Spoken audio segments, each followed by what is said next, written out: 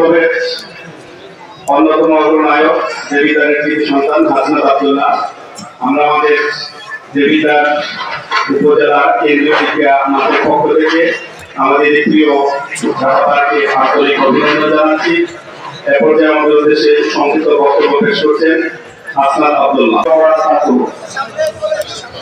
এতক্ষণ পর্যন্ত সম্মানিত প্রদীপ সাহেব যে বিষয়টা আলোচনা করেছে যে আমাদের জীবন, আমাদের মনন, আমাদের যে আমল সবকিছু আমার জন্য হওয়া উচিত এবং আমরা যেন সত্যের পথে, হকের পথে, হালালের পথে, ন্যায়ের পথে আমরা যেন অবিচল থাকতে পারি। আমরা যেন প্রতিটি অবস্থায় আল্লাহ সুবহানাহু ওয়া তাআলার আমরা সাহায্য প্রার্থনা করি আর কারো মুখাপেক্ষী যেন আমরা না হই। যিনি আল্লাহর সাহায্য প্রার্থনা করে পৃথিবীর আর কোনো সাহায্য তার জন্য প্রয়োজন হয় না। আমরা যেন আমাদের সর্বাঙ্গীন অবস্থায় আমরা যেন আল্লাহর মুখাপেক্ষী সবসময় থাকি। আপনারা সবাই ভালো থাকবেন, সুস্থ থাকবেন। আমরা সবাই সত্যের পথে, ন্যায়ের পথে, হকের পথে আমরা সবাই অবিচল থাকবো। আসসালামু আলাইকুম ওয়া রাহমাতুল্লাহি ওয়া বারাকাতুহু। একটা বাজেট আসছে আমাদের 10 লক্ষ টাকা।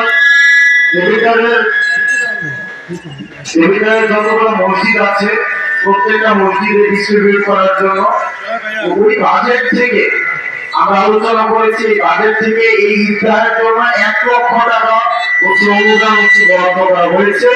এই 1 লক্ষ টাকা আসর ভাগ আজকে আসর নামাজের পরে এটা হচ্ছে 1 লক্ষ টাকা নগদ এখানে প্রদান করা হবে। আর উপজেলাতে সরকারি খাত থেকে সরকারি কোন অনুদানের সাথে আমি এবং শরীফ ভাই আমরা দুইজনেই কথা বলে যে সরকারি কোন অনুদান যেটা একটা স্থায়ী সমাধান যেন হয়ে যায় সেটার জন্য অবশ্যই আমরা দুইজনেই চেষ্টা করবো। আর আজকে আসল আমাদের পরে 1 লক্ষ টাকা এই তার জন্য হচ্ছে আমরা দিয়ে দেবো ইনশাআল্লাহ। আমাদের বাকিরা হাসনাত আব্দুল্লাহ আমাদের সাথে নামাজ পড়তে আসছে, আমরা অত্যন্ত খুশি। আমি বাকিদের কাছে একটা আবদার করবো, আমি শুনছি মানুষের কাছে তুমি বিভিন্ন জায়গায় বিভিন্ন প্রোগ্রামের দাও ওই রাস্তাঘাট এই জায়গায় আমরা ইবারা আমার নেশা হয়ে গেছে না, আমরা তুমি একটা ভালো করে দেখলে আমরা ইবারা করাইবা। এই সকলের পক্ষ থেকে আমি তোমার কাছে অনুরোধ করবো তুমি ঘোষণা করো।